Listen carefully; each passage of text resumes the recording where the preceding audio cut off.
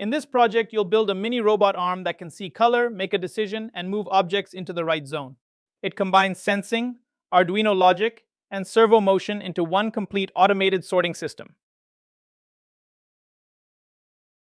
You've already built many of the core pieces of robotics: sensing, outputs, movement, wireless control, and debugging.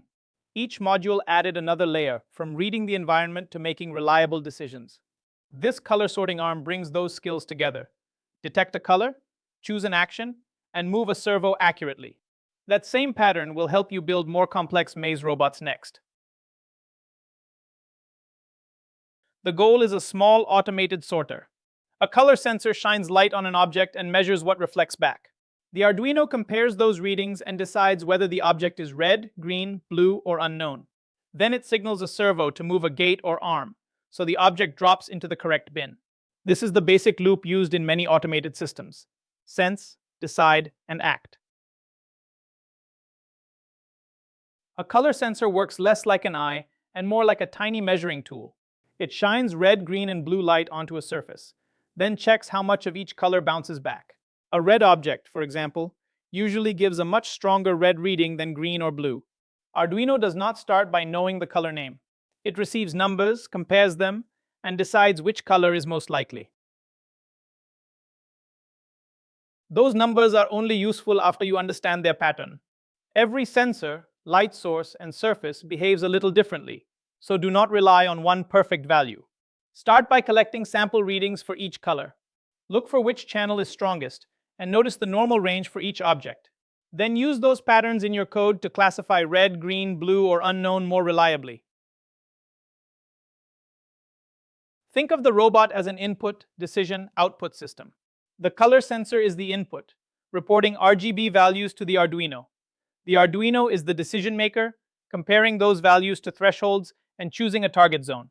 The servo is the output device. It turns the arm, gate, or diverter to the correct angle, so the object lands in the matching bin. Each part has one job, and together they create the sorting behavior. Before wiring, treat every device as needing three things: power, ground, and a signal path. The sensor sends its readings through a signal wire to an Arduino input. The servo receives a control pulse from an Arduino pin, but it may need more current than the Arduino can safely provide. If you use external servo power, connect that power supply's ground to the Arduino ground. A common ground gives every signal the same reference. Use wire colors consistently: red for power, black or brown for ground, and yellow or orange for signal. Calibration turns color detection from guessing into measuring. Place each sample at the same distance from the sensor, because distance changes brightness. Read the RGB values and write them down. Take several readings for each object, then look for the normal range.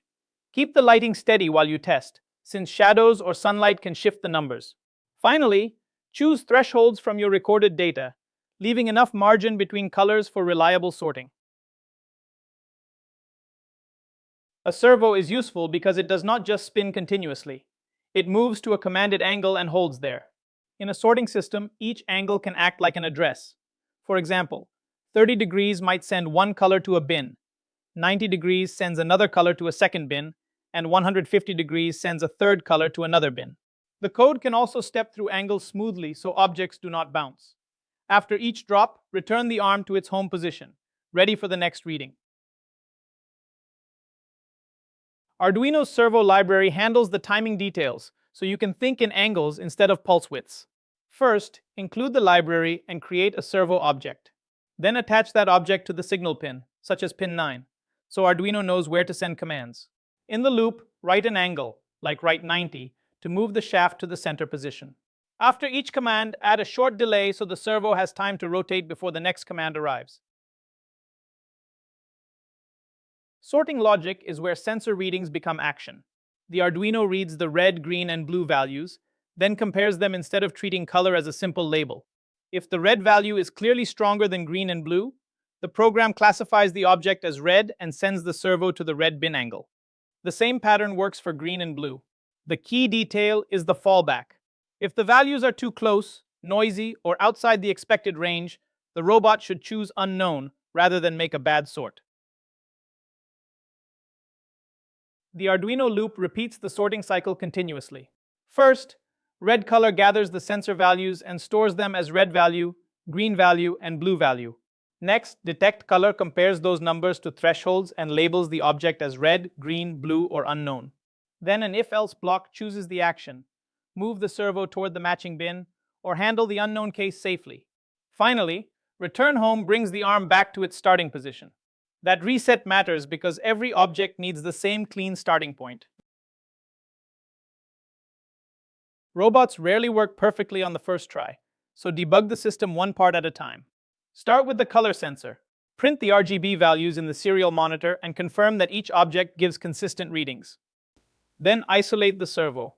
Send it to known angles like 0, 80, and 90 degrees, and check whether the arm moves smoothly. If sorting is wrong, do not guess.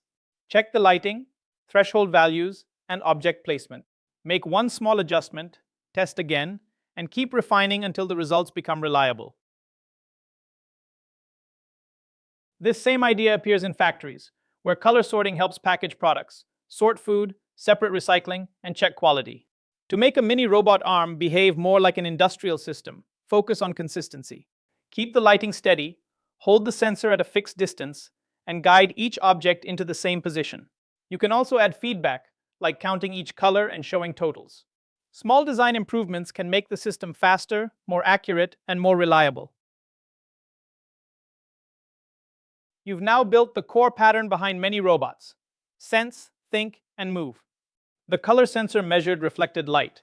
Arduino used if-then logic to decide what it saw, and the servo turned that decision into action. Calibration and testing made the system reliable. Next, you'll use the same pattern to help a robot navigate a maze.